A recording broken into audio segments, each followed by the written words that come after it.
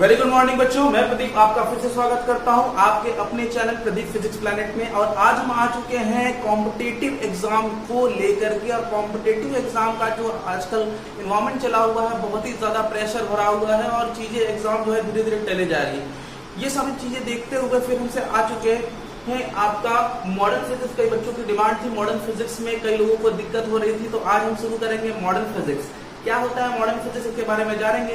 कुछ लेक्चर्स ऐसे हैं जो कॉम्पिटिटिव के हमने चैनल पे डाल रखे हुए हैं, अगर आपने नहीं देखा है तो जाकर के फटाफट से उसको देख लीजिए और उसको पढ़ाई करके आगे बढ़िए। और अगर चैनल अच्छा लगे तो सब्सक्राइब कर दीजिएगा। अब हम बात करेंगे आज मॉडर्न फिजिक्स क्या होता है और इसकी बेसिक हमारे सोर्सेस कहाँ से हैं, इस पे बारे में बात होगी। देखिए, मॉडर्न नाम से ही आपको जहन में बात आती है कि ये मॉडर्न आया कहाँ से। देखिए, इससे पहले हम लोग जो फॉर्मेट को फॉलो किया करते थे, उस फॉर्मेट का नाम हुआ करता था क्लासिकल फिजिक्स। क्लासिकल फिजिक्स में क्या होता था कि ये सब हमारे न्यूटन के जो भी लॉज वगैरह है वो सब चले आते थे और उन्हीं को हम लोग मानते थे। इसके पीछे हमें कोई भी चीजें और नहीं पता थी, इसके आगे भी हम कोई जानने की कोशिश नहीं की। मतलब हम ये कह सकते थे कि जितने बड़े बड़े ऑब्जेक्ट को लेकर के हम लोग बातें करते थे उसको हम लोगों ने क्लासिकल में रख दिया था। यहाँ पर हम लोग बात करने वाले हैं क्वांटम के बारे में। मतलब कि हम अब लाइट को और छोटे माइक्रोस्कोपिक लेवल पे डिस्कस करने वाले हैं। मतलब मैटर को माइक्रोस्कोपिक पर भी हम बात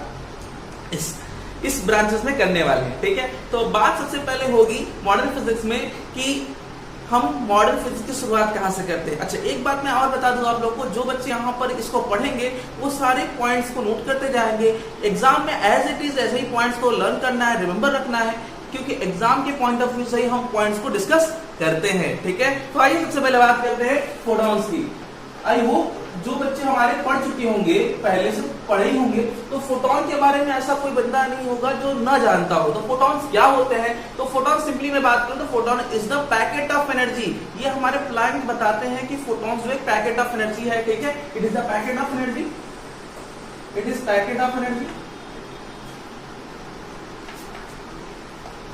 आज जो हमारे छोटी हर पैकेट होती है, हर पैकेट का अपना क्या होता है, फ्रीक्वेंसी। यही इनका कहना था कि हर छोटे छोटे पैकेट इंडिविजुअल होते हैं और हर पैकेट की अपनी क्या होती है, एनर्जी होती है। ठीक है, ईच हैव एनर्जी, और इसकी ईच पैकेट की एनर्जी क्या होती है, एच न्यू। अब न्यू को आप क्या लिख सकते हो, न्यू को आप लिख सकते हो H C upon lambda. Remember that, ये पहला पॉइंट हो गया। इसके बाद मैं बात करूं इसके स्पीड की, speed of its speed is 3 into 10 to the power 8 metre पर सेकेंड इन वैक्यूम। याद रखिएगा कि ये जो फोटॉन्स है वो छोटे छोटे एनर्जी पैकेट्स होते हैं जो हर रेडिएशन में होते हैं। मतलब हमारे यहाँ पे जितने भी लाइट है या फिर एनर्जी है वो रेडिएशन के फॉर्म में, फोटॉन के फॉर्म में निकलती है। जब वो रेडिएशन करती है तो फोटॉन के फॉर्म में निकलेगी और हर फोटॉन की अपनी पर्टिकुलर एनर्जी होती है, कोई फ्रीक्वेंसी के साथ एसोसिएटेड होती है। तो इसे हम लोग कहते हैं फ्रीक्वेंसी। ठीक है, और ये है आपका वेवलेंथ। ठीक है, ये वेवलेंथ हो गया। एक बात और याद रखिएगा कि हर फोटॉन की स्पीड जो है वो अकॉर्डिंग टू मीडियम बदलती है। तो its speed varies with time. ठीक है, इसकी जो स्पीड है, its speed varies with medium.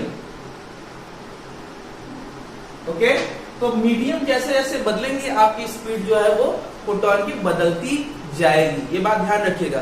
Then अगर मैं बात करूं कि इस फोटॉन के गिरने की, जब ये रेडिएशन होता है तो ये रेडिएशन जब किसी सरफेस पर गिरता है तो ये अपनी सारी एनर्जी को अगले सरफेस में ट्रांसफर करने की हिम्मत रखता है। ठीक है, जानिए इसके बारे में अभी। तो यहाँ पर बच्चों एक बात और मैं बता दूं, एच क्या है, H is called Planck constant. Remember that, Planck constant. Planck आप जानते ही हो, प्लैंक कांस्टेंट की वैल्यू कितनी होती है बच्चों, तो प्लैंक कांस्टेंट की वैल्यू जनरली होती है 6.6 into 10 to the power minus 34 joule second. और अगर मैं इसको लिखने की कोशिश करूं तो 4.3136 into 10 to the power minus 50 electron volt second. ये इलेक्ट्रॉन वोल्ट क्या होता है तो मैं बता दूं, इलेक्ट्रॉन वोल्ट आपका क्या है, एनर्जी की यूनिट होती है। माइक्रोस्कोपिक पे हम इलेक्ट्रॉन वोल्ट लिखते हैं। आगे बढ़ते हैं, अब बात करते हैं इसके इंसिडेंट की। जब ये रेडिएशन होता है, ये रेडिएशन एनर्जी के फॉर्म में जब ट्रेवल करता है, फोटोन के फॉर्म में जब ट्रेवल करता है तो सरफेस पर गिरेगा। सरफेस पर जब गिरेगा तो वहां पर अपनी एनर्जी किसको दे देगा? मैटर के या सब्सटेंस के पार्टिकल्स को दे देता है। अब वहां से अगेन रेडिएशन शुरू होते हैं और इस बार फिर से ये एनर्जी एब्जॉर्ब करके फिर से फोटोन एमिट होते हैं और इस बार जो फोटोन की एनर्जी होती है वो बदल जाती है। मतलब हम ये कह सकते हैं कि now when photon incident on surface, अगर सरफेस पर गिरे, ठीक है, another photon get radiated, ठीक है, यहां से नया फोटोन रेडिएट होगा where energy of new photon will be different, जो नए will be different। याद रखिएगा कि जो नया फोटोन निकलेगा सरफेस से उसकी एनर्जी डिफरेंट होगी। बस मैंने ये क्या बोल दिया, यहाँ पे एनर्जी डिफरेंट होने की बात कर दी है, लेकिन मैं एक और आपसे बात बोलने जा रहा हूं कि फोटोन के केस में एक चीज थोड़ी सी अलग है। क्या अलग है? जब फोटोन किसी सरफेस पर गिरता है तो उसमें अपनी स्पीड है, अपना मोमेंटम है, उसकी अपनी एनर्जी है। एक बात याद रखिए, जब फोटोन किसी सरफेस पर गिरता है तो अपनी एनर्जी क्या करता है? टोटली सिस्टम को दे देता है। वहां पर क्या होता है कि एनर्जी और मोमेंटम हमेशा कंजर्व होती है। तो फिर मैंने ये क्या लिख दिया यहाँ पे, तो मैंने बोला कि न्यू फोटोन की एनर्जी अलग होगी। तो इसके और हमारी इस बातों का मतलब क्या है, बात करेंगे, थोड़ा सा वेट करिए, अभी और देखते रहेंगे। ये बातें क्लियर हो गई। जनरली मैं बात करूं कि फोटोन का रेस्ट मास जो होता है, फोटॉन्स रेस्ट मास जो है वो क्या होता है? 0 होता है। इसका मतलब फोटोन जो है वो रेस्ट में एग्जिस्ट नहीं करता। It does not exist in rest. ये रेस्ट में होता ही नहीं है, does not exist in rest. ठीक है, बात क्लियर हो गई। अब मैं बात करूं इसके प्रॉपर्टीज की, तो photon when photon incident on the surface, its momentum, बच्चों ये मोमेंटम समझते हैं आप? Momentum and total energy, total में काइनेटिक ही होगी बच्चों, टोटल एनर्जी बीइंग कंजर्व, हमेशा क्या होगा? कंजर्व रहेगा। ठीक है, याद रखिएगा, इसकी टोटल एनर्जी हमेशा क्या होगी? कंजर्व होगी। बट यहां पे एक और वर्ड आ रहा है, बट जब ये गिरता है ना तो अपनी एनर्जी को देता है सरफेस को। तो जितने फोटोन गिरेंगे ये जरूरी नहीं कि उतने ही नंबर ऑफ फोटोन जो है वो एमिट भी हो, ये जरूरी नहीं। But the number of photon radiated या एमिटेड कह सकते हैं, रेडिएटेड और emitted from the surface या through the surface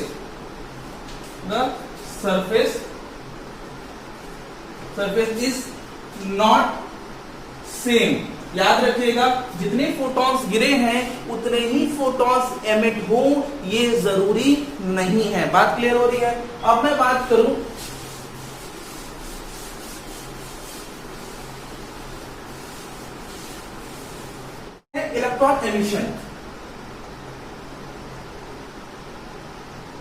electron emission.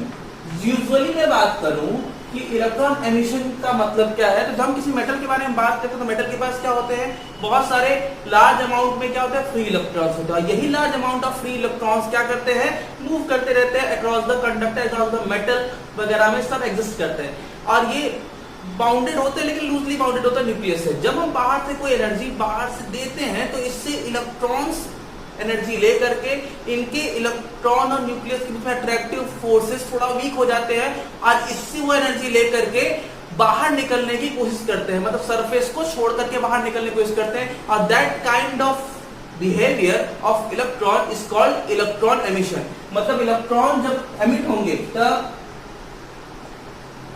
the radiation radiation of electron, radiation of electron from the surface, from the surface of metal, from the surface of metal is called electron emission. इसको हम electron emission कहेंगे बच्चों। अब electron emission को basically एक energy चाहिए, the minimum energy, the minimum energy required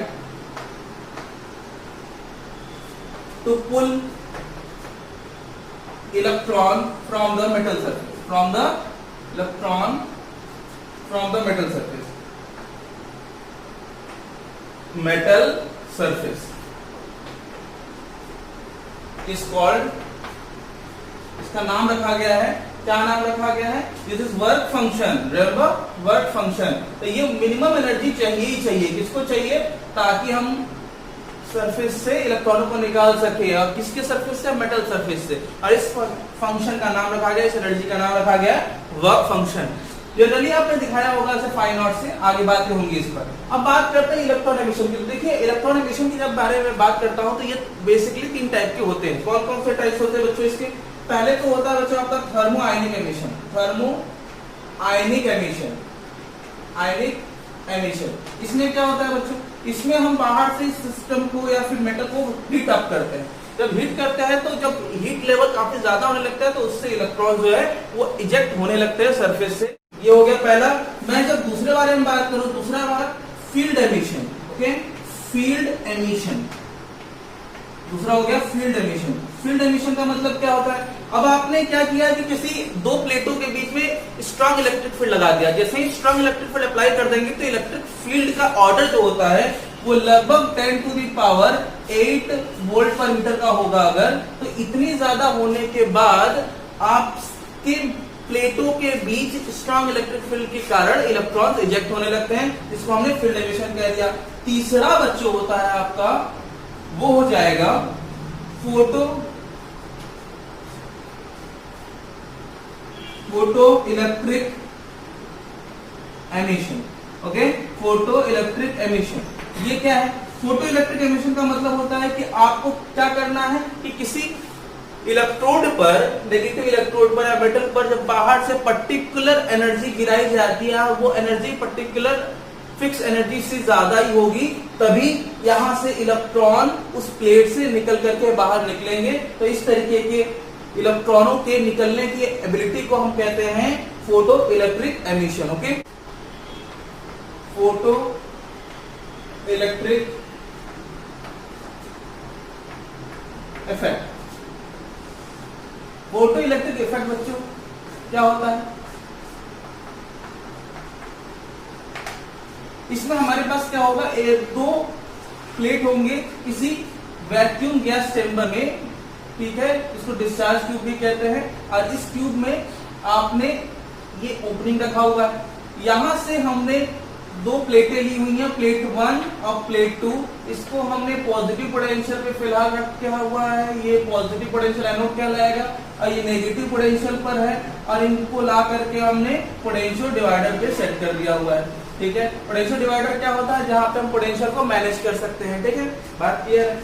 जब यहां से हम बाहर से किसी यूवी रेस को बाहर से इस तरीके से प्लेट पर गिराते हैं, तो यहाँ पर अब ये यूवी रेस की डिपार्टमेंट हो गई। जैसे हम यूवी रेस को बाहर से या फिर किसी भी तरीके के रेस को जब गिराते हैं तो इससे इलेक्ट्रॉन का एमिशन स्टार्ट होगा, लेकिन उसकी भी कंडीशन है, ठीक है। क्या कंडीशन है, when minimum amount of wavelength, minimum amount of wavelength, minimum amount of wavelength, या फिर इसको आप कह सकते हैं sufficient amount of minimum wavelength और maximum amount of frequency, maximum amount of frequency incident upon surface, upon the surface of cathode plate,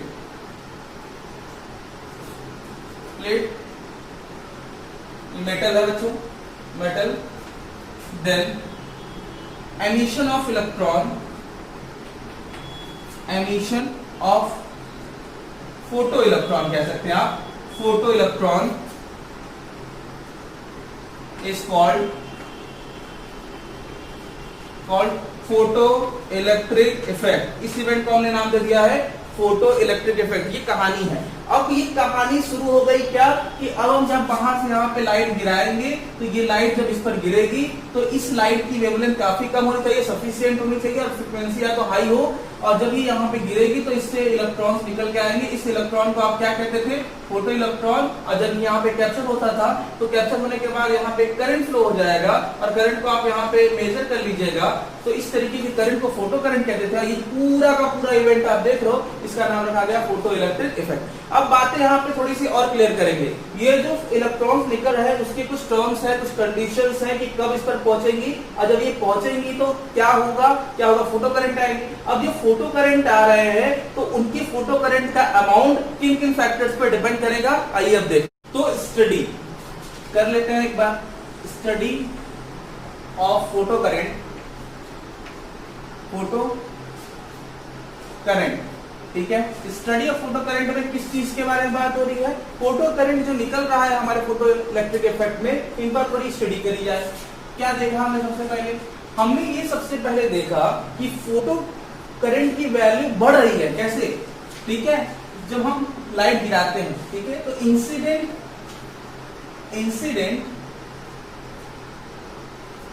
light intensity is directly proportional to photo current. ठीक है, क्या समझे? जैसे जैसे आपकी लाइट की intensity बढ़ाई जाएगी वैसे वैसे नंबर ऑफ फोटॉन्स ज्यादा इजेक्ट होंगे और नंबर ऑफ फोटॉन्स ज्यादा इजेक्ट होंगे तो फोटो करंट अधिक होगा। पहली बात क्लियर हुई। तो जैसे जैसे अगर मैं बात करूं सिंपली किसी फोटो करंट के बारे में, मतलब आई के बारे में और कैपिटल आई के बारे में, तो ये कुछ इस तरीके का ग्राफ मिलना चाहिए। ये हो गया हमारा किसके लिए? पहला इवेंट। अब मैं कि इंसिडेंट लाइट की फ्रीक्वेंसी सेम है, कांस्टेंट है, ठीक है, इसमें हम कोई चेंज नहीं कर रहे हैं, वेवलेंथ कांस्टेंट है, ठीक है, सेम है, कांस्टेंट है, इसमें किसी और तरीके का फर्दर चेंज नहीं है। तब इंटेंसिटी बढ़ाने पर फोटो करंट क्या होगा? बढ़ता जाएगा। दोनों आने का याद है आपको कि हमारे पास दो तरीके का प्लेट होते थे। हमारे पास जो प्लेट P2 था, P2 का पॉजिटिव पोटेंशियल बढ़ाएंगे तो क्या होगा? On increasing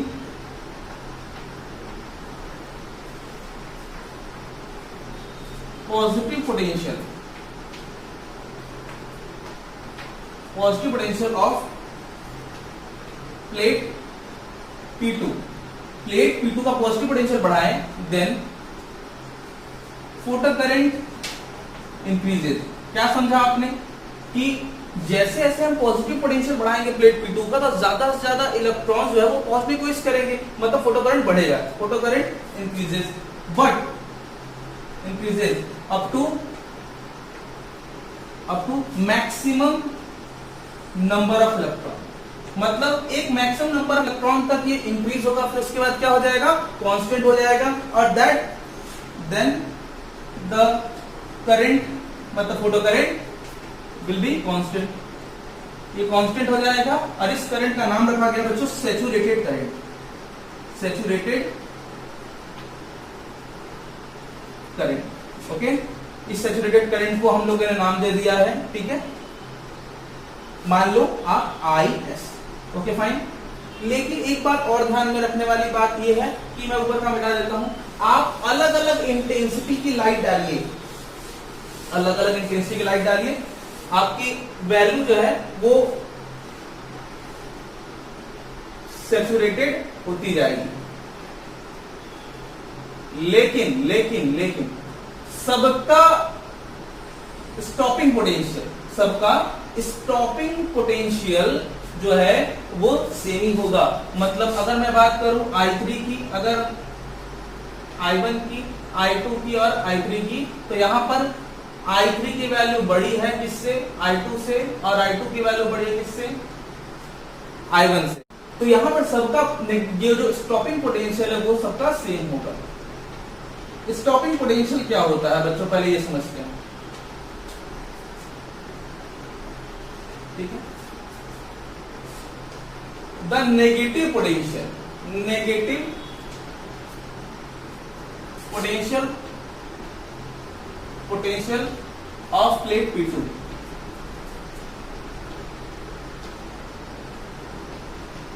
P2 at which no one electron reaches at plate P2, ठीक है। देन फोटो करंट क्या होगा बच्चों, फोटो करंट क्या हो जाएगा, 0 होगा।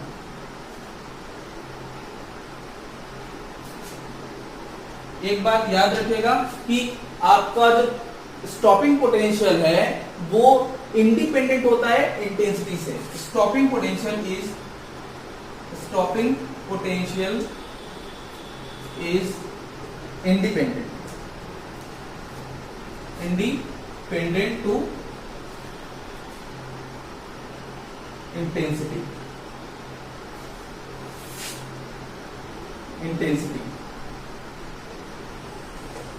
ठीक है। डिफरेंट फ्रीक्वेंसी की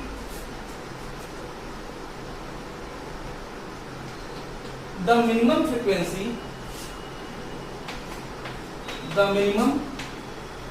frequency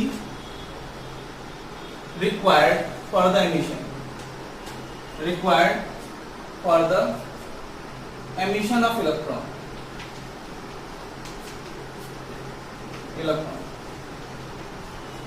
ये इलेक्ट्रॉन फोटो इलेक्ट्रॉन है। This frequency is called threshold frequency,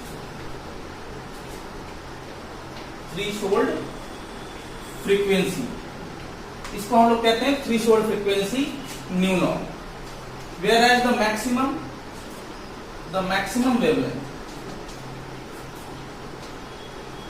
wavelength of incident light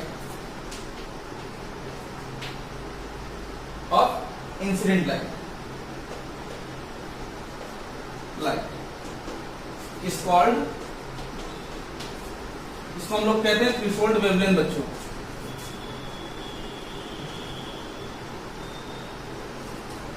ठीक है, लैम्डा नॉट, ठीक है। तो ये मिनिमम फ्रीक्वेंसी चाहिए ही चाहिए और मैक्सिमम वेवलेंथ चाहिए। इस तरीके से न्यू नॉट और आपका लैम्डा नॉट, ये दो तरीके के फैक्टर बहुत इंपॉर्टेंट है। ये चौथा फैक्टर हो गया। नेक्स्ट, जैसे जैसे आप फ्रीक्वेंसी बढ़ाते जाएंगे, वैसे वैसे इजेक्टेड इलेक्ट्रॉन की एनर्जी बढ़ती है। मतलब हमें एनर्जी ज्यादा मिलेगी। लेकिन एक बात का ध्यान रखना है कि अगर हम सेम इंटेंसिटी की लाइट के लिए जिसकी फ्रीक्वेंसी अलग अलग हो, सबकी स्टॉपिंग पोटेंशियल भी तब अलग अलग होगी। ठीक है, for the constant intensity of light and different frequency, सबकी डिफरेंट फ्रीक्वेंसी होगी तो सबका ग्राफ देखिए बच्चों कैसे बनेगा। सबके लिए अगर इंटेंसिटी सेम है, ठीक है, तो सैचुरेशन जो है वो कुछ इस तरीके का होगा, इसको सैचुरेटेड कहेंगे, सैचुरेटेड करंट है। लेकिन फ्रीक्वेंसी अलग अलग है तो सबका स्टॉपिंग पोटेंशियल जो होगा वो अलग अलग होगा, ध्यान दीजिएगा। ठीक है, सबका स्टॉपिंग पोटेंशियल अलग अलग होगा। करंट जो है वो सैचुरेट हो चुका है किसी पर्टिकुलर पोटेंशियल पर। ये कौन किसका पोटेंशियल है, एनोड पोटेंशियल है बच्चों, ये एनोड पोटेंशियल था। ठीक है, और ये क्या है, फोटो करंट है। तो पर्टिकुलर एनोड पोटेंशियल पर करंट क्या है, सैचुरेटेड है, ये सैचुरेटेड करंट है।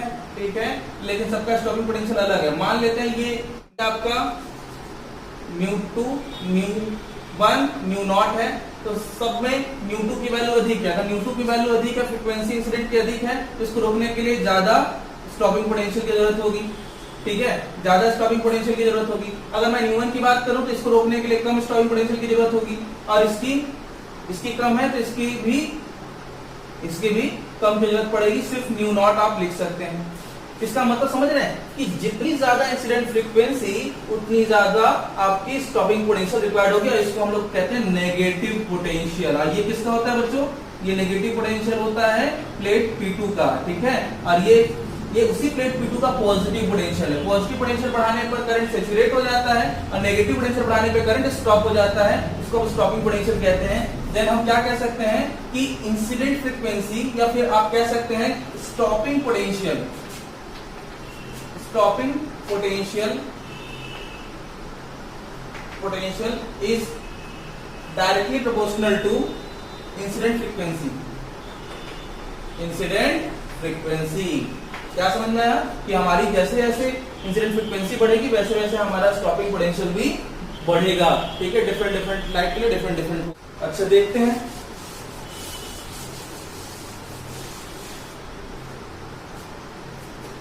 For the different